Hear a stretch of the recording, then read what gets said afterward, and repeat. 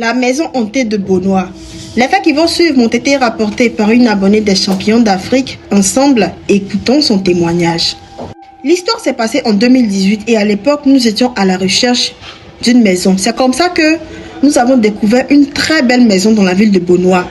Franchement, la maison était tellement belle, mais à notre grande surprise, le prix de la location était tellement dérisoire. Nous étions même surpris du prix parce que le prix était tellement abordable par rapport au style de la maison. Vraiment, la maison avait un style américain. C'était une maison de luxe par rapport au prix de la location. Mais bon, on ne s'est pas posé de questions. On a vite bondi sur la maison. Ma mère même, pour ne même pas avoir de problème avec le propriétaire, elle a préféré payer la location pour 1 an. Donc c'est comme ça que nous avons aménagé dans la maison. Pendant les premiers jours, tout se passait très bien. On vivait ensemble, moi, ma mère et voilà mes autres frères. Et on avait un grand frère qui ne vivait plus avec nous. Et c'est comme ça qu'un jour, il a décidé de venir nous rendre visite dans la ville de Beaunois. Donc il a repéré un salon de coiffure pour hommes à proximité de la maison. Lorsqu'il est parti se coiffer là-bas, en fait, les gens dans les environs, dans le quartier, savaient très bien que la maison était prise. Mais bon, nous, on ne connaissait pas l'histoire de la maison. Donc, quand mon grand frère allait se faire coiffer, le coiffeur a su qu'il était membre de la famille qui avait pris la maison, c'est-à-dire il était de notre famille. C'est comme ça qu'il va demander à mon frère si on connaît l'histoire de la maison. Mon grand frère dit non. On a trouvé, enfin, nous avons trouvé la maison belle, du coup, nous avons préféré prendre la maison. Qu'est-ce qui se passe? Il va expliquer à mon grand frère que le propriétaire de la maison que nous connaissons n'est pas le vrai propriétaire de la maison. Le monsieur chez qui on loue la maison est le petit frère du vrai propriétaire de la maison qui a été cruellement assassiné. Par son petit frère, il paraît que c'est son petit frère qui l'a assassiné pour prendre ses biens. Donc il dira que le jour de l'assassinat, selon les informations que nous avons reçues, le monsieur était chez lui à la maison avec sa petite soeur. Donc il a demandé à sa petite soeur d'aller acheter la nourriture. Et pendant que sa petite soeur était partie acheter la nourriture, des gens se seraient introduits dans la maison et auraient cruellement assassiné le monsieur. Il paraît même qu'ils ont extrait le sang du monsieur avec des tuyaux. Donc la maison était remplie de sang. Donc voilà. Donc quand la dame, la petite soeur du monsieur est rentrée, elle a vu du sang dans sa chambre, mais le corps du monsieur était caché sous le lit. Donc elle n'a pas vite vu le corps de son grand frère. Vu qu'il y avait du sang partout et son grand frère n'était pas là, elle a décidé de prévenir les gens et la police. Et c'est les policiers qui sont venus constater le décès du monsieur.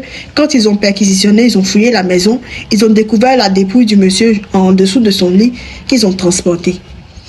Et bon, les gens ont cru qu'il s'agissait d'un assassinat, d'un cambriolage qui aurait tourné au drame. Les gens sont venus cambrioler la maison et malheureusement, ils ont pris la vie du monsieur, pas plus. Moi, je ne sais pas comment les gens ont fait pour savoir plus tard que c'était son petit frère qui l'avait assassiné. Ça, je ne sais pas. Donc, nous-mêmes, on ne savait pas. On s'est dit, bon, on a compati pour la tragique fin, la triste fin du grand frère du propriétaire de la maison, quoi. Pas plus, mais on n'a pas cru que c'était lui qui avait tué, en fait. C'était lui qui avait tué son grand frère. Bon, c'est bien. Nous, on s'est juste dit aussi que peut-être qu'il s'agissait d'un cambriolage, qui aurait mal tourné, pas plus. On était dans la maison, tout se passait bien. Et l'école où j'ai été inscrite, c'était dans cette école-là que le fils du petit frère du monsieur qui a été assassiné là, était. Donc nous étions amis. Donc lui-même, il était surpris, comme beaucoup de personnes d'ailleurs dans notre quartier, de constater que la maison avait été enfin habitée. Donc il dit, vous avez finalement pris la maison là? On dit oui. Il dit, franchement, c'est la maison de mon oncle. Donc j'ai dit, mais c'est pas ton papa qui est le propriétaire de la maison. Il dit, non. Mon papa, c'est le petit frère de mon oncle. Mon oncle, c'est le vrai propriétaire de la maison. Il a été assassiné. Donc, il m'a expliqué un peu les mêmes choses. Comment est-ce que son oncle a été assassiné. Donc, j'ai vraiment compati. Donc, nous étions dans la maison. Et quelques temps après, nous-mêmes, nous avions constaté des phénomènes vraiment étranges qui se produisaient dans la maison. Je vous explique tout. Je partageais une grande chambre avec mon petit frère. Donc, mon lit était un peu éloigné de son lit. Vu que la maison était spacieuse, donc la chambre était spacieuse. La nuit, quand nous dormions, parce que moi, mon sommeil n'est pas très profond, sur le plan scientifique, on appelle ça la paralysie du sommeil. Mais je vous assure qu'il y avait une ombre devant la porte de notre chambre qui nous observait. C'était une silhouette masculine en tout cas, qui nous observait. Et à chaque fois que j'essayais de voir le visage de cette personne, je n'arrivais pas à voir le visage. Parce que la silhouette même était sombre déjà. Et j'étais comme paralysée. Je n'arrivais pas à bouger les membres de mon corps. J'étais comme paralysée. Et quand j'expliquais ça à mon petit frère affirmait vivre les mêmes choses. La nuit, quand il se couchait, il sentait qu'il était observé par quelqu'un. Et lorsqu'il regarde, il voit devant la porte de la chambre une personne. C'est-à-dire, on sait que c'est un homme qui nous regarde, puisque la silhouette est masculine, mais la silhouette est tellement sombre qu'on ne peut pas savoir de qui il s'agissait. Et c'était pareil, il n'arrivait pas à bouger aussi. On commençait à avoir peur. Et on a parlé de ça à notre mère qui affirmait aussi voir des ombres dans le plafond de sa chambre. Donc ça faisait vraiment flipper. Et j'étais en classe d'examen, j'étais en classe de 3e. Par moments la nuit, je me réveillais pour pouvoir réviser. Et je vous assure que je voyais une femme vêtue de blanc passer devant la fenêtre de notre chambre à plusieurs reprises. Et quand j'en parlais à mon petit frère, il disait vivre la même chose. Donc nous avons commencé à avoir peur. Parce que j'avais oublié de vous dire que lorsque mon grand frère était allé se faire coiffer, quelques jours plus tôt, le coiffeur lui avait certes expliqué les circonstances du décès du vrai propriétaire de la maison et il lui avait même dit que apparemment la maison serait hantée parce que les gens qui étaient venus là avant nous n'avaient pas fait plus de 2 mois dans la maison. Mais comme nous n'avions rien constaté dans un premier temps, on ne croyait pas à ça. Jusqu'à ce qu'on puisse commencer à vivre ce genre de phénomènes paranormaux dans la maison. Donc à chaque fois que nous dormions, nous nous sentions fixés, regardés, observés par cet homme maléfique là qui nous dévisageait et vraiment qui nous perturbait le sommeil quoi.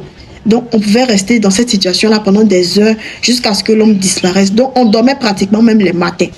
Ça s'est passé comme ça sur plusieurs mois parce que la maison était belle et ma mère avait déjà payé le loyer pendant 1 an. Et franchement, on avait beaucoup de mal à quitter la maison. Je dois préciser que nous sommes musulmans et ma maman priait beaucoup. Et je pense que c'est grâce à ces prières même que nous avions pu faire autant de temps dans la maison parce qu'on avait fait au total 1 an. Non loin de la maison, il y avait un couple pastoral. Eux aussi, ils priaient beaucoup. Donc, ma maman s'était familiarisée avec la femme du pasteur qui était notre voisin. Et c'est comme ça qu'un jour, elle a décidé de lui parler des phénomènes étranges qu'on vivait dans la maison. Elle lui a fait savoir que la nuit, elle était troublée par une ombre qui venait l'observer. Et cette ombre-là était comme dans le plafond. Et cette ombre-là l'observait. Elle nous a parlé de ça, c'est-à-dire nous, ses enfants, qui lui avons expliqué la même chose, qui lui avons expliqué que nous nous faisions observer par une ombre vraiment qui dégageait quelque chose de maléfique la nuit. Et ça nous troublait le sommeil. Vraiment, on avait peur. C'est là que la femme du pasteur va nous dire ceci. Elle va dire à ma maman que nous-mêmes, on a trop duré dans la maison, que la maison est hantée. Tout le monde sait ça dans le quartier. Et franchement, quand nous avions aménagé dans la maison, les gens même étaient surpris de constater que la maison avait été habitée de nouveau et que les locataires avaient autant duré dans la maison parce que tous ceux qui étaient venus avant nous ne faisaient pas plus de 2 mois. Et avant nous, il y avait même des pasteurs qui avaient vécu dans la maison qui n'ont même pas duré. C'est-à-dire les locataires ne dépassent pas 2 à 3 mois et ils décident tous de partir. Donc tout le monde même est surpris du temps qu'on avait effectué dans la maison. On était même choqués de l'apprendre en fait. C'est là qu'on s'est rendu compte que vraiment on était dans une maison hantée et l'esprit qui nous troublait les nuits était apparemment l'esprit de ce monsieur qui est décédé, qui ne veut pas libérer la maison parce qu'il a été assassiné dans la fleur de l'âge et il n'a même pas pu profiter en fait de ses biens parce qu'il avait beaucoup de biens. Donc il paraît que son petit frère l'aurait assassiné pour posséder ses biens. Le monsieur là avait de la notoriété, il était aimé, il était sollicité et le petit frère étant jaloux et convoitant ses biens avait décidé de mettre fin à sa vie pour pouvoir prendre ses biens. Mais malheureusement, l'esprit du monsieur ne veut pas libérer sa maison et il vraiment trouble, il traumatise tous les locataires de sa maison. Donc c'est un peu ce qui se passait dans cette maison. Donc c'est suite à la confirmation de la femme du pasteur voisin que ma mère a commencé à vraiment croire cette histoire-là. Donc à cause de la peur, un jour j'ai décidé d'aller dormir avec elle. J'étais en période d'examen. J'ai pris mon matelas et je l'ai placé à côté du lit de ma maman. J'ai commencé à dormir et ma maman a tendance à dormir dans le noir. Donc elle a éteint la lumière. Après avoir prié, nous avons commencé à dormir. Vous savez, le lit de ma maman est spacieux.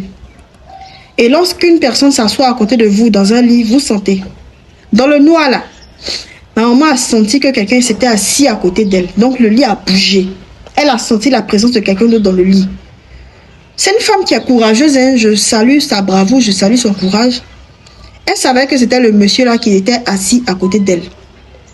ne pouvons pas bouger parce que quand l'esprit du monsieur là était dans la même pièce que nous, on n'arrivait pas à bouger. Franchement, on ne pouvait juste que bouger nos yeux, pas plus.